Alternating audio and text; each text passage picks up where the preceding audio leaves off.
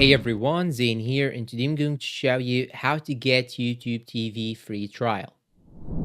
First, you have to open the browser and search for YouTube TV. Once you search for it, you'll find here this page, and here you will find this option, try it for free. If you are new, you will find this option right here. And don't worry, you'll not pay any money till this free trial ends. And if you do not want to pay any money, you should make sure to cancel the subscription before the free trial periods end. Now let's try and click on try it for free. You'll just have to sign in using a Gmail. And if you actually finished your free trial period, you can simply use another Gmail in order to try it for free for more period. But you need to know that it's only available once free trial for each email. And after that, after the free trial ends, you'll have to pay $83 per month. And for the first 3 months, you will pay $60 per month because this is a limited time offer. And you should now try to make good use of this offer right here. So once you finish this video, you can simply go and check this offer.